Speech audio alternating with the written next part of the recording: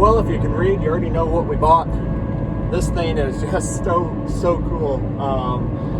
I'll be honest, right there, it wasn't really a pit in my stomach, but maybe just a tightness in my chest, you know, just kind of excitement, nervousness, I guess. It's a big purchase. Not the most expensive piece of equipment we bought on the farm. Not even close. It's about half as much as what we spent on our loader tractor. But this mower is huge, and it's going to take our farm to new levels.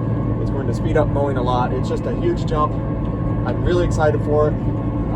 It's one of those you're not quite ready for it until you get it, but now that I'm into it, I've ran one of these before, not very much, just once, one day when I worked at the hay mill in the field, but I'm kind of easing back into it, getting comfortable and familiar with driving it. It is a lot to, we're going down the road about 18 mile an hour with a 19-foot head, so we're just figuring things out.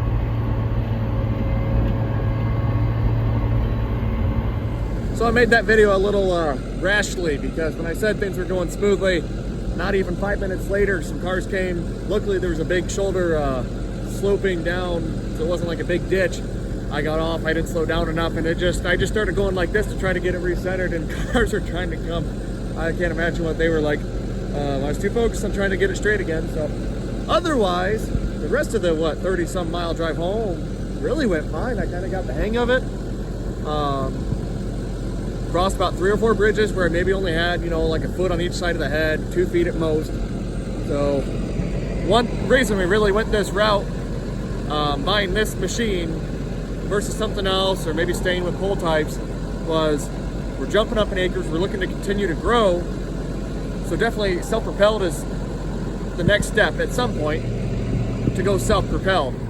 But a few other reasons why we kind of went the route of this machine over a pole type. I just don't have the tires wide enough on my loader tractor. I'm sure I can change that, widen them out a little bit, but even then you're taking a 13-foot cut, and you're either driving on the swath or you're making the swath narrow. Either way, you're making it not dry quite as fast. Now you could argue we're doing the exact same thing here with this head.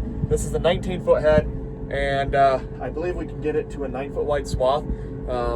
I believe the factory is like 8, and I think they got something on here where they can make it a touch wider, right? So we're taking 19 to 9. That's still a lot of hay and a small swath, versus our 13-foot, we're probably putting it into a 4-foot swath, or we were driving on it. Either way, we're probably in a similar situation. Obviously not driving on it, but from cut width to the windrow width out of the mower. We are planning to get a tedder this winter and just ted everything all the time. So that will kind of remove some of those issues, but at least it won't be getting driven into the ground. So that's one big thing I really like about going self-propelled. I wish I had a 16-foot head on. That would have been way nicer, but the deal was right. I kind of did the math and figured out how many acres we mow in all year between all our cuttings and stubble work. Not counting in custom work, not counting in any acres of standing hay we might pick up and buy, what have you, stuff on shares. That stuff we always pick up a lot in season. But since I don't know any of that's guaranteed, it's not included, and I figured we'll be pushing at least 866 acres this year of mowing, between all the cuttings, all the fields, and we paid $39,000 on this machine. And I'm no expert, but I do know one thing: these grain farmers certainly aren't making a lot of money, and I'm not trying to bash them or say right or wrong, but a guy who's farming 866 acres of corn and beans, they're going to have more money. More than likely, they're going to have more money wrapped up in their combine than what I do in this mower. Granted, that combine is the entire harvesting tool. The mower is one aspect of harvesting hay. We still have to have a rake, a tedder, and a baler, right? So there's a lot more tools that go into that. But I guess the combine isn't necessarily the one and only, because if you're going to be big enough, you're running grain carts, so there's another cost. Then trucks and trailers or wagons, however you're hauling the grain away. So there's some things there, but you still need wagons, you still need trailers to haul hay. So it's not a true apples to apples, but I feel like we got a really good deal on this machine. It's got just over 2,000 hours on it, 2008 machine, 2011 head on it. Really excited. This thing's in good shape. I'll give you a little walk around here. We'll take a look at some things compared to what we are currently mowing with. This thing is nice. It's really quiet in the cab. I learned the AC does turn on with this button here, because it's just blowing like semi-cool air. It's a cooler day. I push that button, and it got really loud in here, blowing that. But like, you can kind of set the temperature, you know, usually it's just cold, hot, and then you kind of just, you know, turn the dial, but I think you can actually set it to the exact temperature you want. So that's kind of neat. Otherwise, just real basic stuff, you know, simple things. There's not a lot here to look at. We got our up and down, our header tilt, I believe. I'm not sure what these are. I think if you would put a draper on, I'm assuming that's what these buttons do. And then this is also an up and down, so you just push the button once and it lifts the header all the way up. You push the button down, it drops the header all the way down to your cutting height. PTO, this is your, I have it in basically field gear right now since I just brought it home, but going down the road you would flip that to 2, and you don't actually have an RPM throttle, you just kind of, this button, so if you can hear this, and you just hold it and it'll go back down to idle. Glow plugs, I guess, and that's kind of it. I don't know. I mean, it's got a buddy seat in here that folds up. I'll have to figure out how it goes back down. We got lots of parts that came with it. Knives, bolt sections. I haven't even looked in the toolbox yet. More knives. More bolts. Awesome. Gotta love it. You need it. And we got a whole bunch of parts with it. We got a couple modules that go in this, and I'll show you all that too. So here's the machine.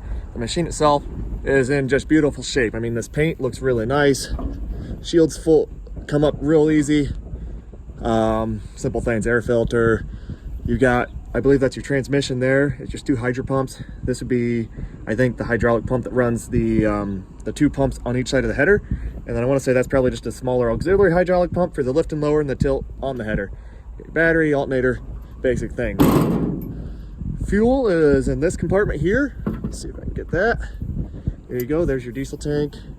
Windshield washer fluid, I guess, I don't know. Another air filter.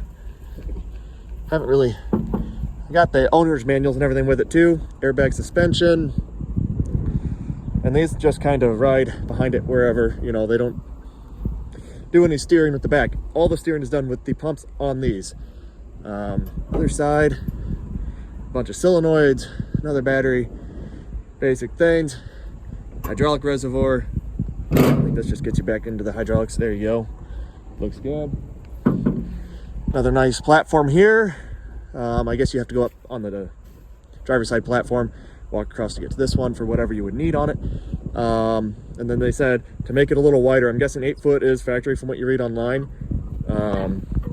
Basically it's in the last peg. They said they just pull it out, put it outside of it, and then zip tie it, so it actually makes it even wider yet. And yeah, I mean, the worst part of it I'm looking at here, you got some issues with that. I'm sure something went through it. It's getting kind of thin. That's not a huge deal. You can patch that up real easy, but otherwise this is a nice Durabine 419 header. These headers always take a lot of abuse, so pretty happy with the condition this whole machine is in. And then you have 3 shields that fold up, which I don't know if that's the same on all the other machines, but at least on the 19-foot header, you have really easy access. An auger system, they tuck some of the flaps off to try to make the windrow wider rather than have as much feed. So I guess not really wider, but if you notice on these machines, the outside of your windrow will be just a little bit taller because you have all of this material getting tossed in there, while in the center, it's whatever's being cut is getting dropped. So the center's always lower, the outsides are gonna have more. So they tried taking the flaps off to try to get more of that hay distributed more evenly in the windrow. Turtles are all in good shape.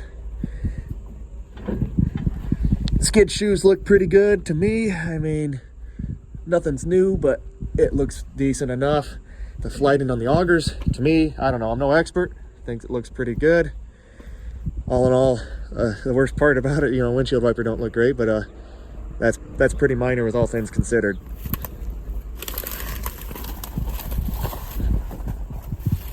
There's your crimpers, that's how you set your tension on that. But yeah, that's kind of the gist of it. We have the header locked up now since we're going to be parking it outside till we get some storage going here this winter or this spring now. So all in all, really excited about this machine. So here's our current mower center pivot. You have a hitch that gets put onto your drawbar, and then these 90-degree gearboxes here can just pivot like that real nice. I do like that a lot. I like that over, I don't want to deal with 3-point or 2-point hookups. Obviously you got your power comes here, and a much smaller pickup. Center shield does not fold up, which makes sense. You have PTO on top. These do. And if I can, I mowed some stuff that was kind of on wet ground, so we have a lot of mud on it now. I just haven't had a chance to wash it. So ignore that. Normally we do wash stuff before we put it away for winter. But all in all, that's gonna have bigger turtles on it. I don't remember if it had the lifters on or not, but this still does have a pretty good wide conditioning roll and probably lays out as wide of a swath as what that one can. The issue though, like I said, is driving down on that. I need to get this power washed. We'll do that here. Probably could start doing that here soon with the warmer weather we have coming. But that stuff was such a pain to mow. We had so many issues. It was worked ground, stubble oats, and it just, little clods on top just kept getting up in here, and some of it went well, some of it really, really did not.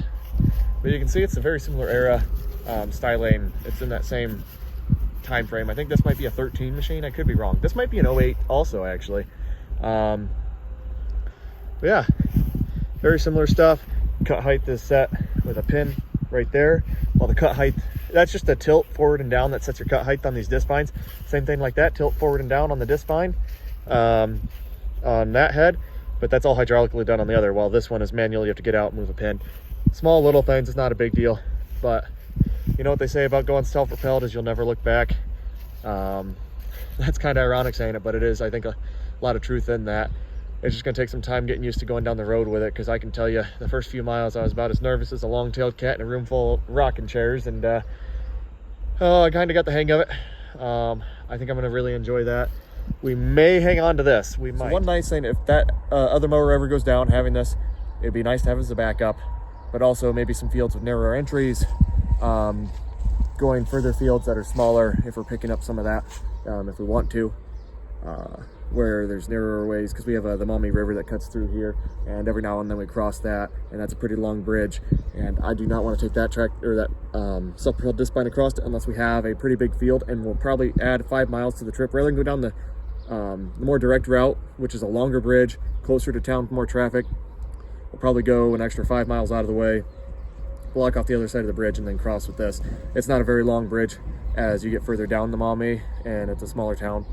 So that might be an option we end up doing, but if we decide it's not worth the time saved to take that down there in the mowing, because we can go down the road a little bit faster with this, this might be nice to have as a machine we keep throughout the year.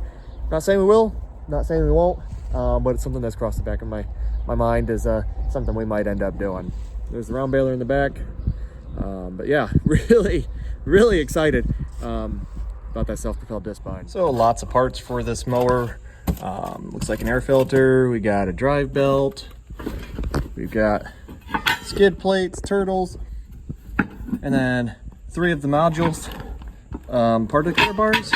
We've got turtles, we've got knives, just lots of miscellaneous stuff. Really excited. This is really nice having this. Gives me some peace of mind. Well, thanks for watching. Hope you like that mower. We're gonna definitely put in some videos out once we start mowing this summer. I'm so excited to be running that. Hopefully get some seat time in it, get more comfortable running it. I'm sure it's gonna knock out some acres real quick, and we'll see what we can pick up this summer, and hopefully keep the machine pretty busy. We're getting some pieces of the puzzle put together. It's really exciting. We've only been doing this. This will be our fifth season. Making hay. We started baling waterways and just junk patches nobody wanted about 5 years ago. Well, 4.5, whatever you want to call it. This will be our 5th year doing this. First year full time, and 2nd year on my purchased ground, our first farm we bought. So a lot of really excited things coming. If you like this, follow, and we'll have plenty more, and keep you up to date with what's going on the farm.